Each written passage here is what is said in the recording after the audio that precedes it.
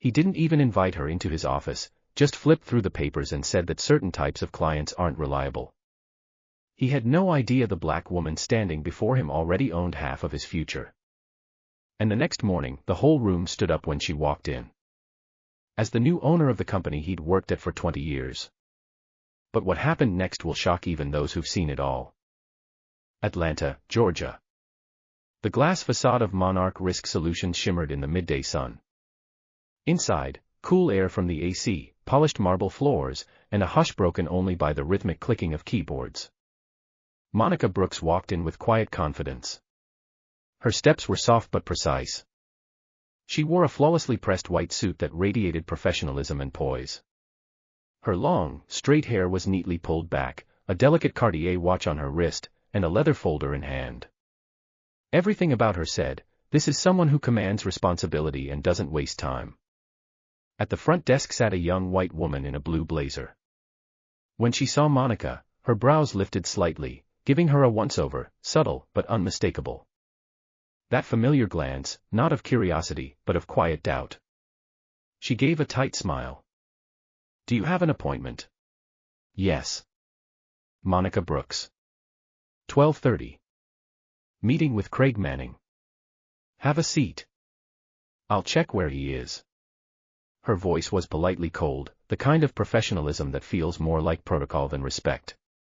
Monica thanked her and sat down. She didn't react. She knew how to wait. A few minutes later, a man walked into the lobby. Tall, silver at the temples, tailored navy suit. His silver badge read, Craig Manning, Senior Risk Advisor. He wasn't smiling. His face looked weary, like he'd already decided this meeting wasn't worth his time. He glanced at his tablet, then at Monica. Something shifted in his expression, just barely. As if, instead of seeing a business partner, he saw someone who didn't belong. Ms. Brooks. Yes. We're scheduled to discuss an insurance package for logistics centers.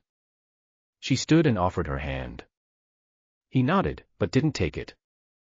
Instead, he motioned toward a standing table near the window, not an office, not even a seat. Just standing. He took her folder and skimmed it without interest. Your companies are based in the southern part of the city. In several regions, including the industrial park and New River Port. We're expanding, that's why we need a long-term policy for infrastructure and staff. Craig nodded absently and set the folder aside. Look, I can offer you basic terms. But frankly, statistics show that certain types of clients are less reliable, especially when it comes to payouts. Especially if the business is young. Especially in certain areas. He avoided eye contact, speaking in a careful, guarded tone, like he was leaving himself an exit. But every word cut like a blade. Don't take it the wrong way. We just have to consider the risks. Especially with new clients. Monica didn't reply right away. Time seemed to slow. A cup clinked somewhere in the break room. Laughter echoed from a hallway. But she heard nothing, just a ringing silence inside herself. She understood. He didn't see a business partner. He saw skin color. A zip code. A name. A stereotype. Humiliated but composed, she took back her documents. I'll consider your offer, she said, her voice dry, almost a whisper. He nodded without interest, already turning away. Monica walked out. But she wasn't broken. There was no panic inside her. Only one cold, clear thought, this isn't the end. It's the beginning. The next morning on the third floor of Monarch Risk Solutions, the usual morning routine was unfolding. Sunlight poured through the windows, bouncing off monitors and desks. Craig Manning arrived an hour early, as always. Coffee in hand, he sat at his desk and opened his laptop. Yesterday's meeting. He barely remembered it. Just another unconvincing proposal from a small business in a problem sector. He didn't even log it in the CRM. The paperwork had already hit the shredder. As he sifted through emails and signed off on reports, a new notification popped up, subject, urgent, emergency board meeting / owner present mandatory attendance. New shareholder requests all senior advisors and executives to be present. 9 a.m., Conference Room 1. Craig furrowed his brow. New shareholder. No one had told him about a sale. A flicker of irritation crossed his face. How could the risk advisor be left in the dark? He checked his calendar, adjusted his name badge, straightened his blazer, and made his way to the conference room. Room 1 was nearly full. Partners. Executives. Directors from Chicago, New York, Houston. The air buzzed with tension and curiosity. Think it's someone from Middle Point Capital. Maybe Global Edge. They've been sniffing around this sector for months. I heard the new owner wants to address us directly. Something's definitely going down. Craig took a seat near the center, confident, arms folded across his chest. He looked like a man expecting a handshake and a compliment. Manning, this company wouldn't run without you. Suddenly, the room fell silent.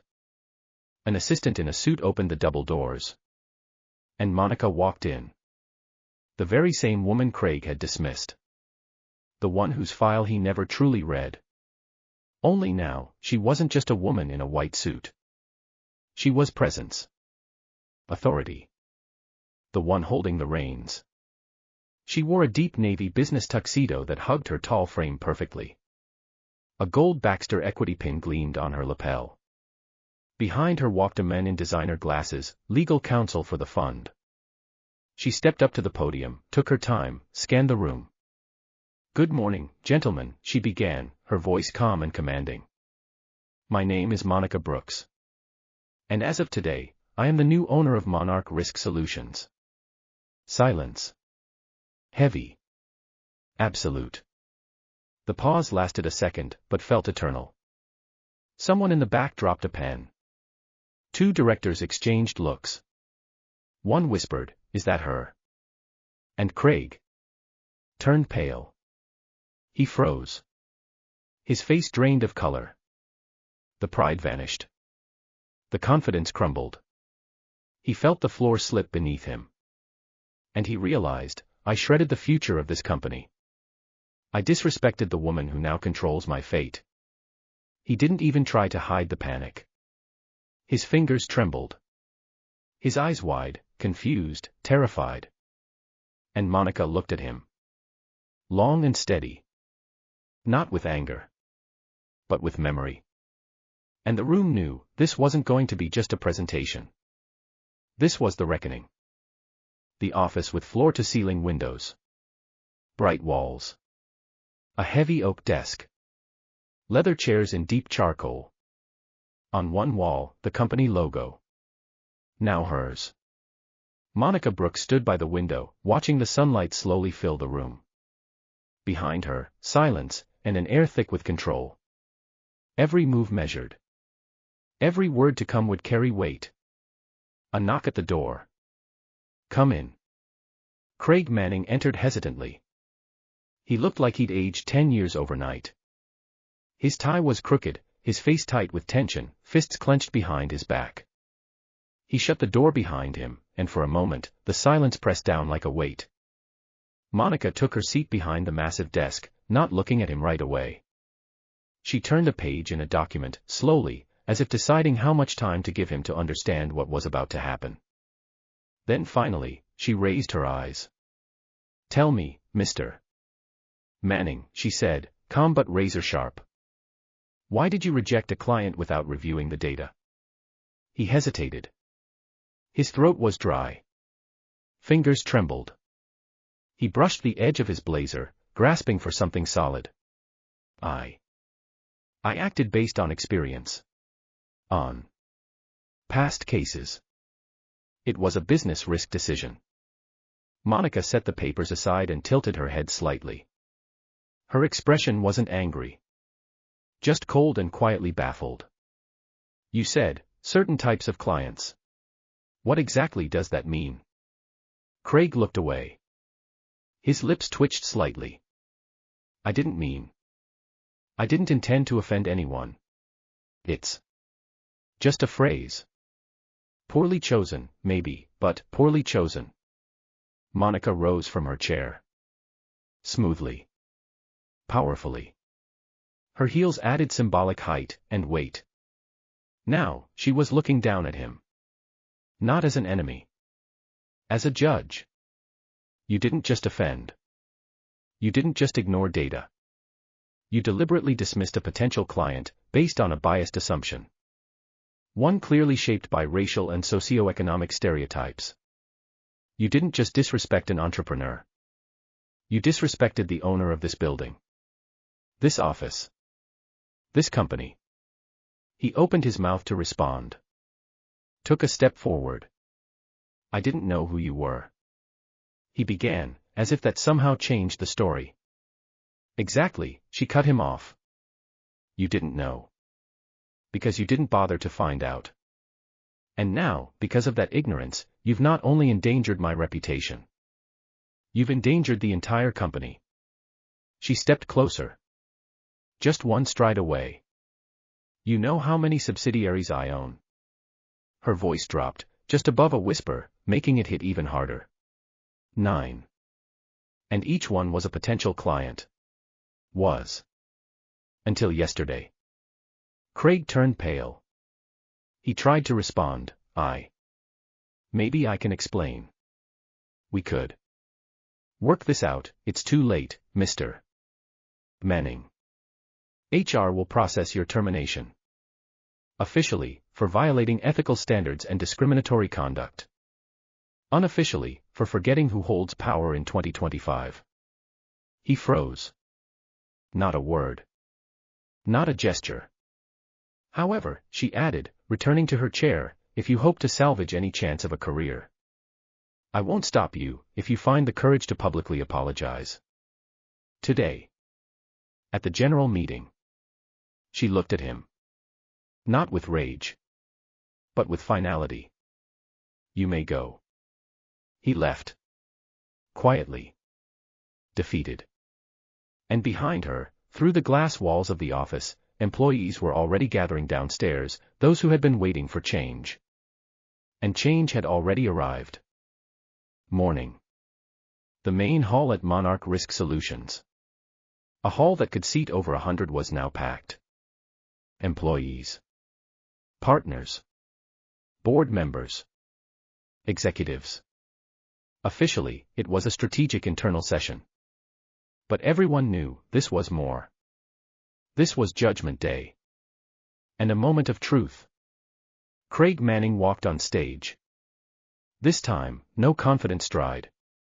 No puffed chest. He looked like a man facing the mirror. And seeing, for the first time, the consequences of his actions. He stepped to the microphone. Too low. He had to lean in. Adjusted his collar. Swallowed. Breathed. Good morning, he began, scanning the crowd without meeting anyone's gaze. I'm here because I need to tell the truth. About myself. About what I did. About who I was. A brief pause. The room was silent. 2 days ago, I made a judgment. That wasn't based on data. Or experience. It was based on a stereotype. A bias I probably carried for a long time without noticing, but one that caused harm. I dismissed someone who came with a proposal, with experience, with respect. Simply because I didn't see the right kind of client. He lifted his gaze. His voice quieter, but clearer, Ms. Brooks. I apologize. Not out of fear. But out of understanding. I was wrong. And I'm truly sorry. The silence remained, but it had shifted. Now it was listening. From the back row, Monica stood. She wore a dark blazer, black trousers, and a gold pin on her lapel. She didn't look triumphant. She looked strong. Composed. Free. She walked calmly to the front. The mic was still on, and her voice rang through the hall, clear and firm, I'm not here for revenge. Pause. I didn't come to destroy. I came to change. Not just one person. But an entire culture. An entire system. So that people like me, women, people of color, self-made business owners won't have to face closed doors anymore. Doors shut not by merit, but by fear of their potential. She looked out across the room. Come. Not demanding. I'm not asking for loyalty to me. I'm asking for loyalty to principle. To purpose.